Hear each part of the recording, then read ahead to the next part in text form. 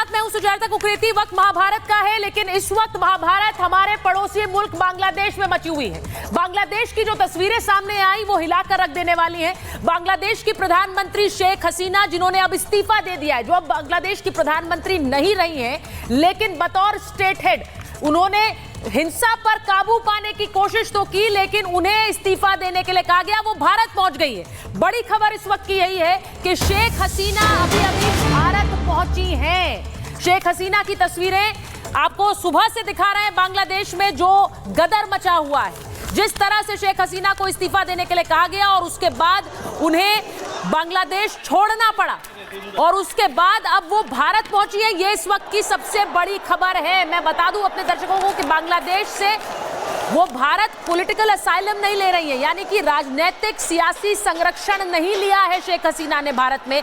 वो सिर्फ भारत पहुंची हैं और यहां से कहा जा रहा है कि वो लंदन जाएंगी। लेकिन अभी अभी की इस वक्त की सबसे बड़ी खबर यही है कि शेख हसीना इस वक्त भारत में है।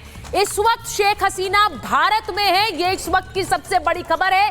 कुछ घंटे पहले शेख हसीना को अल्टीमेटम दिया गया, देश छोड़कर वो वहां से निकली है और वो पहुंची है भारत के हिंडन एयरबेस पर उनकी फ्लाइट लैंड की है।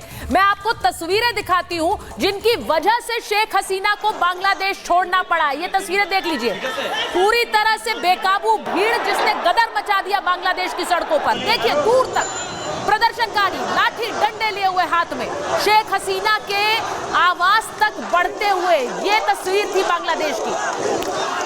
दूसरी तस्वीर दिखाती हूं। इसके बाद ये देखिए, वहां पर जहां पर वाहन थे, जहां पर दुकानें थी, सब तोड़फोड़ कर रहे थे। संदेश स्पष्ट था कि शेख हसीना इस्तीफा दें, यहां से जाएं।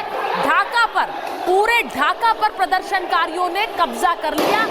ये वो तस्वीर जिसने शेख हसीना को देश छोड़ने के लिए मजबूर किया। और ये जो तस्वीर आप इस वक्त देख रहे हैं, ये ड्रोन से ली गई तस्वीर दिखाती है पीएम हाउस के चारों तरफ कैसे प्रदर्शनकारियों ने घेर लिया था। देखिए तस्वीर, पूरी तस्वीर में आप देखेंगे सड़कों पर प्रदर्शनकारी प्रधानमंत्री आवास को घेरे हुए। और ये तस्वीर सबसे एक सटीक दृश्य देती है कि बांग्लादेश में क्या हो रहा था।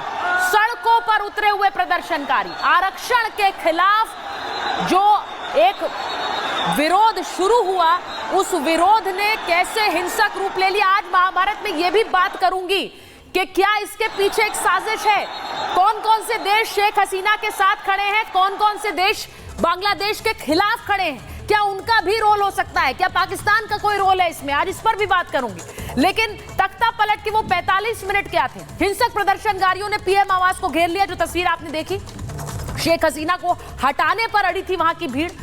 वहां वो इस्तीफा दे। कल एक ब्लडी संडे, खूनी रविवार था, 97 लोगों की जान चली गई और उसके बाद ये प्रदर्शन और ज्यादा उग्र हो गए।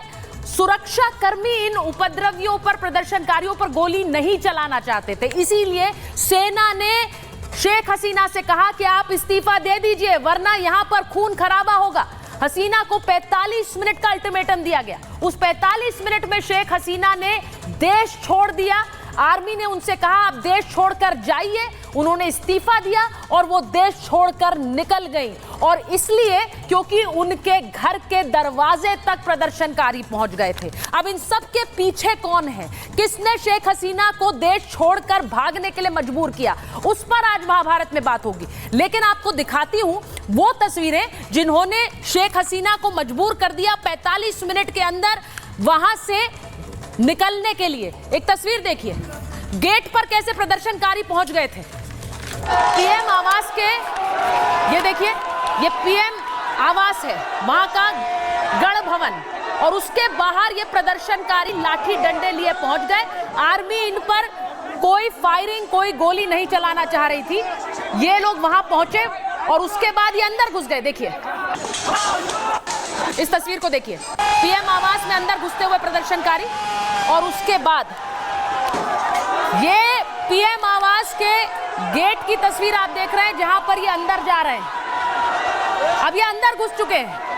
लाठी डंडे लिए हुए शेख हसीना की सरकार से ये लोगों ने पिछले कई दिनों से मांग की कि जो सरकारी नौकरियों में आरक्षण दिया गया है, खासकर उन परिवारों को जो कि स्वतंत्रता संग्राम में शामिल थे, उनके परिवारों को 30% आरक्षण मिलता है और कुल आरक्षण 50% से ज्यादा है वहां सरकारी नौकरी। ये तस्वीरें देखिए, ये अब पीएम आवास में घुस गए और अब देखिए वो तस्वीरें कि जब ये प्रदर्शनकारी पीएम आवास के अंदर घुसे तो क्या हुआ। देखिए वहां पीएम आवास में जहां पर शेख हसीना कभी बैठा करती थी, मीटिंग्स लिया करती थी, वहां ये घुस गए, उनके सोफों पर बिस्तर पर लेट गए और वहां पर हंगामा कर रहे थे।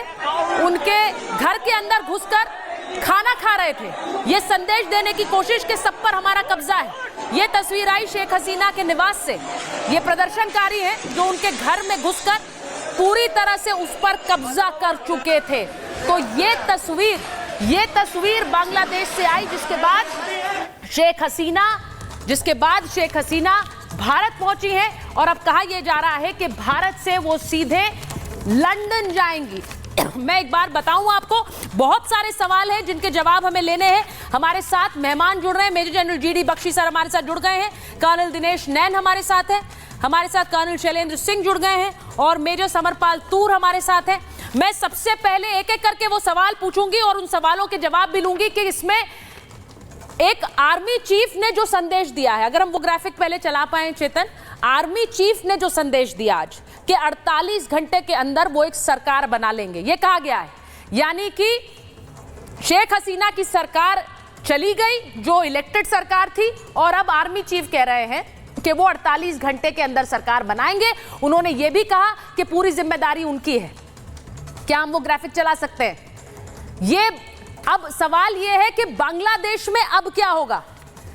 कर्नल नैन, मैं आपसे पूछ रही हूं, बांग्लादेश में अब क्या लग रहा है आपको होने वाला है? क्योंकि वहां आर्मी चीफ कह रहे हैं कि हम अगली सरकार बनाने के लिए 48 घंटे में काम करेंगे, क्या होगा अब? देखिए सुचारिता, आज के इवेंट्स को देखिएगा। 45 मिनट के दौरान में शेख हसीना को एक अल्टीमेटम मिलता है कि आप यहां से छोड़ के भाग चले जाइएगा और अपना इस्तीफा दे दीजिएगा, और उनके पास कोई विकल्प नहीं होता और वो निकल लेती हैं। उसके बाद में आर्मी के जो चीफ हैं वो विपक्ष और पक्ष के जो भी दो नेता वहां बचे हुए होते हैं उनके साथ बैठ के एक मीटिंग करते हैं और फिर उसके बाद में करते हैं प्रेस वार्ता। और प्रेस वार्ता में कहते हैं कि अब कंट्रोल हमारे पास है, मेरे पास है, और हम जल्दी आपको, शीघ्र ही आपको एक सरकार दे देंगे। और साथ ही साथ में युवाओं को कहते हैं कि आपकी पूरी मांगे हम मानेंगे और कोई भी आप ऊपर